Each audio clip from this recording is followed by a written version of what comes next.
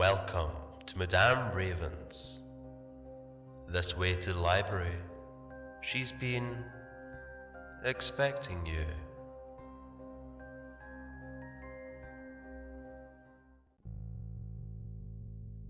My darlings, I have not in a very great while done some true animal ghost stories from Elliot O'Donnell. So today I am bringing you some that he has relayed through the mists of time about wild animals. Phantoms of Cat and Baboon. A sister of a well-known author tells me there used to be a house called the Swallows, standing in 2 acres of land close to a village near Basingstoke. In 1840, a Mr. Bishop of Tring bought the house, which had long stood empty, and went to live there in 1841. After being there a fortnight, 2 servants gave notice to leave, stating that the place was haunted by a large cat and a big baboon.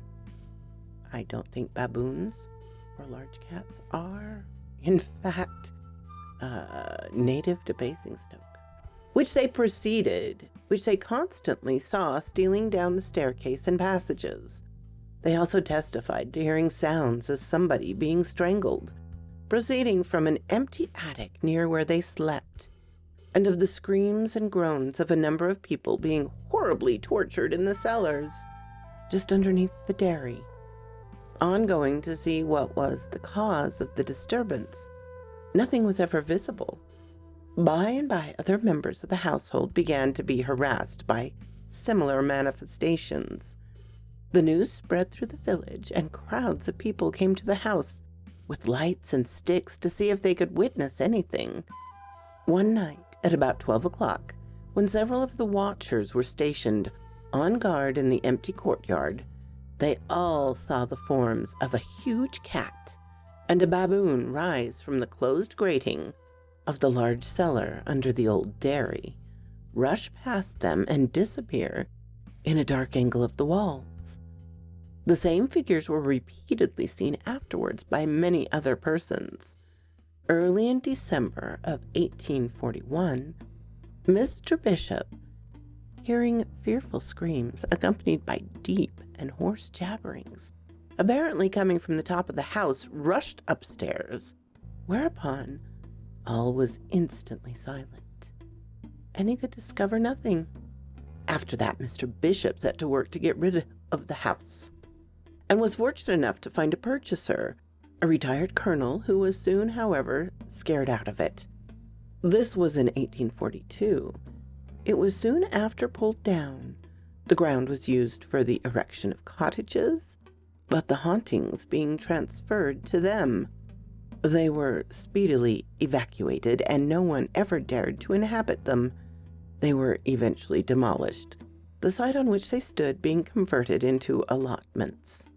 There were many theories as to the history of the Swallows, one being that a highwayman known as Steeplechase Jock, the son of a Scottish chieftain, had once plied his trade there and murdered many people, whose bodies were supposed to be buried somewhere on or near the premises. He was said to have had terrible, though decidedly unorthodox ending, falling into a vat of boiling tar, a raving madman. But what were the phantasms of the ape and cat? Were they earthbound spirits of the highwayman and his horse, or simply the spirits of 2 animals? Though either theory is plausible, I'm inclined to favor the former, because highwaymen were, in fact, in England, and horses, whereas baboons and large cats were not. Makes sense. Psychic bears.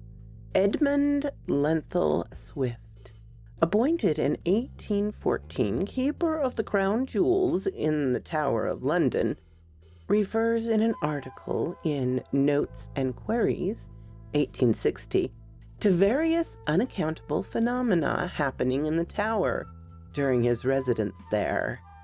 He says that one night in the Jewel office, one of the sentries was alarmed by a figure like a huge bear issuing from underneath the Jewel room door.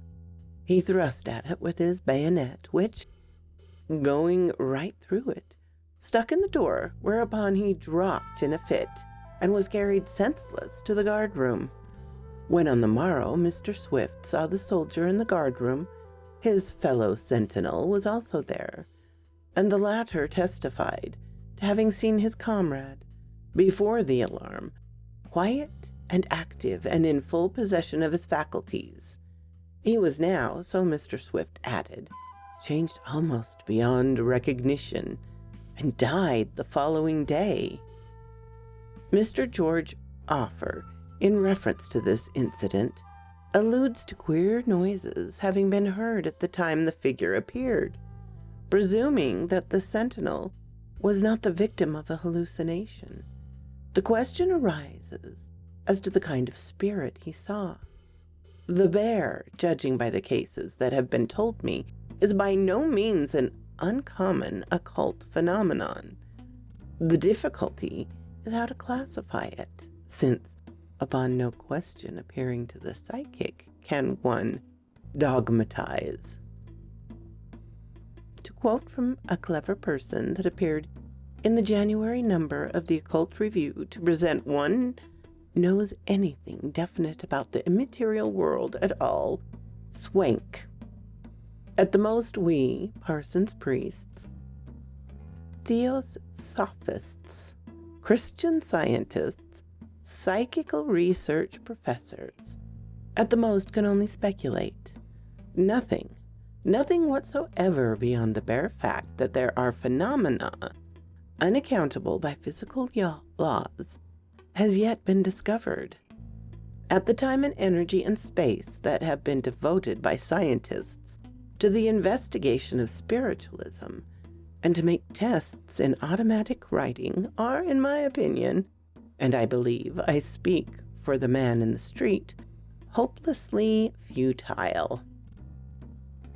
No one who has ever really experienced spontaneous ghostly manifestations could for one moment believe in the genuineness of the phenomena produced at seances. They have never deceived me, and I am of the opinion spirits cannot be convoked to order, either through a so-called medium falling into a so-called trance, though table turning, automatic writing, or anything else. If a spirit comes, it will come either voluntarily or in obedience to some unknown power, and certainly neither to satisfy the curiosity of a crowd of sensation-loving men and women, nor to be analyzed by some cold, calculating, presumptuous professor of physics, whose proper sphere is the laboratory. My, what a long-winded lecture. But to proceed, the phenomenon of the Big Bear, provided against it was all objective, may have been the phantasm of some prehistoric creature whose bones lie interred beneath the tower, for we know the valley of the Thames was infested with giant reptiles and quadrupeds of all kinds, and we are talking about millions of aeons. I incline to this theory, or it may have been a vice elemental, or the phantasm of a human being who lived a purely animal life, and whose spirit would naturally take the form most closely resembling it. That's an interesting theory. Judging by the number of experiences related to me, hauntings by phantom hares and rabbits would appear to be far from uncommon. There is a difference, however, between the hauntings by the two species of animals. Phantom hares usually portend death or some grave catastrophe, either to the witness himself or to someone immediately associated with him, whereas phantom rabbits are seldom prophetic and may generally be looked upon merely as earthbound spirits of some poor rabbits that have met with untimely ends. Well, Do we have a banshee or a pet? I'm not sure I could tell the difference between a rabbit and a hare. Anyway, onwards. Haunting by a White Rabbit. Mr. W.T. Steed, in his Real Ghost Stories, give an account of the hauntings by a phantom rabbit in a house in redacted road. He does not, however, mention any locality. After describing several of the phenomena which disturbed various occupants of the place, he goes on to say, in the language of Mrs. A., who narrates the incident, "A dog which lay on the rug also heard the sounds, for he pricked up his ears and barked. Without a moment's delay, she flew to the door, calling the dog to follow her, intending, as she did, to open the hall door and call for assistance. But the dog, though an excellent house dog, crouched at her feet and whined and would not follow her up the stairs. So she carried him in her arms and reached the door, calling for assistance. When, however, the dining room doors were opened, the rooms were in perfect quiet and destitute of any sign of life."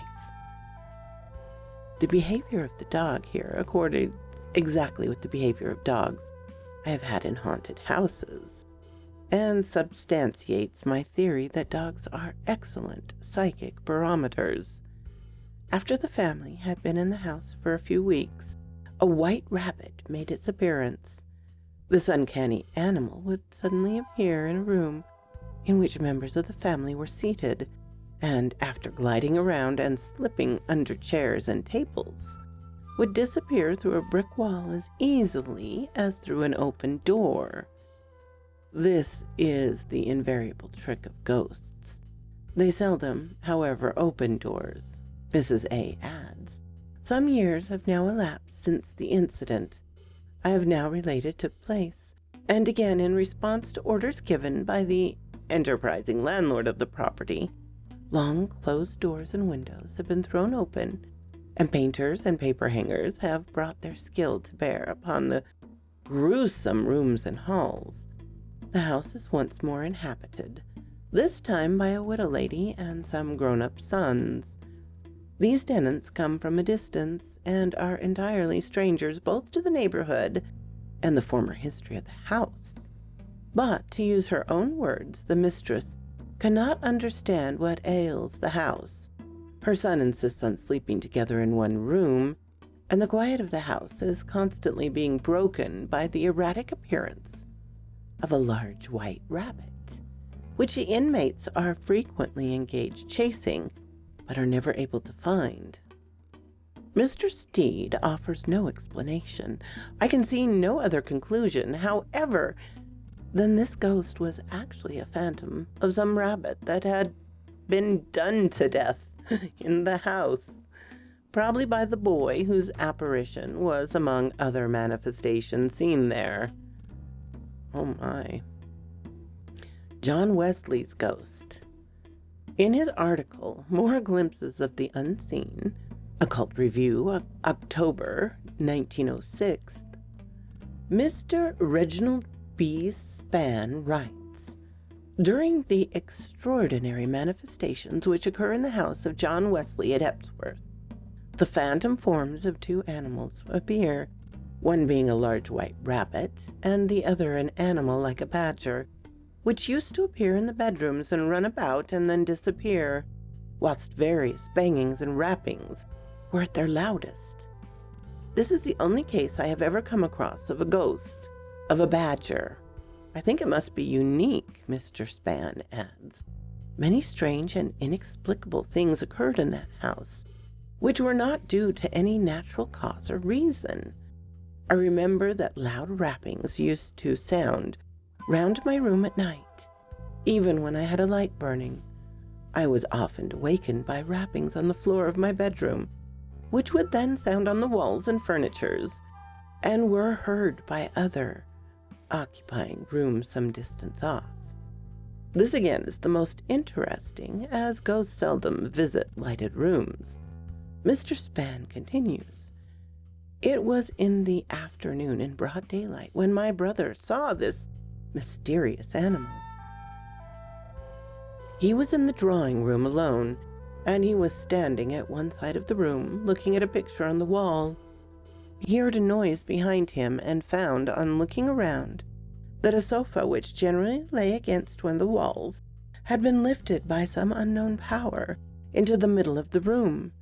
At the same time, he saw an animal, like a rabbit, run from under the sofa across the room and disappear into the wall. He searched everywhere for the animal, which could not have escaped from the room, as the doors and windows were closed, but he was unable to find any sign of one or any hole whereby one might have passed out. The psychic faculty in hares and rabbits.